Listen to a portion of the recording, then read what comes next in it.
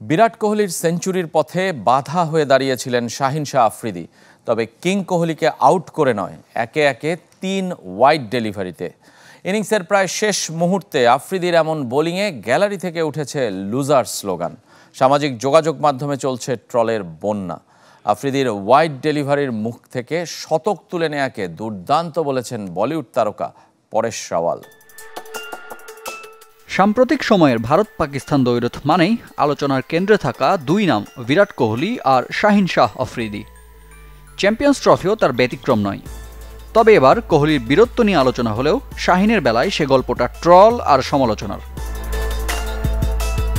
ইনিংসের 42তম ওভারে যখন বল হাতে নেন আফ্রিদি, ভারতের জয়ের জন্য দরকার ছিল 17 রান, আর কোহলি ছিলেন ওয়ানডে ক্যারিয়ারের 51তম শতক থেকে 13 রান দূরে।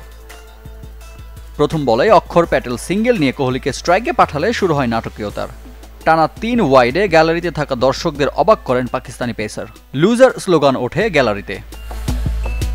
তবে শেষ পর্যন্ত কোহলির শতক আটকাতে পারেননি শাহিন কিংবা পাকিস্তান দল। আন্তর্জাতিক ক্রিকেটে 82তম শতক তুলে নেওয়ার দিন গড়েছেন আরেক ইতিহাস। ওয়ানডে ক্রিকেটের তৃতীয় এবং সবচেয়ে দ্রুততম 14,000 ক্লাবে এখন তার নাম। আফ্রিদির করা টানা 3 ওয়াইড নিয়ে বেশ সরব অনলাইন দুনিয়া। কেউ বা বোলারের সমালোচনা করছেন, কেউ দেখছেন স্পোর্টসম্যানশিপের ঘাটতি হিসেবে। কারো চোখে শাহিন আফ্রিদি হয়েছেন হার্দিক পান্ডিয়া, যার একমাত্র লক্ষ্য কোহলিকে শতক করতে না দেয়া। তবে দিন শেষে সবাই স্বস্তির নিঃশ্বাস ফেলেছেন পরেশ রাওয়ালের মতো। বলিউড অভিনেতার চোখে শাহিনের ওয়াইডের হাত থেকে শতক তুলে নেওয়া ছিল দুর্দান্ত ব্যাপার।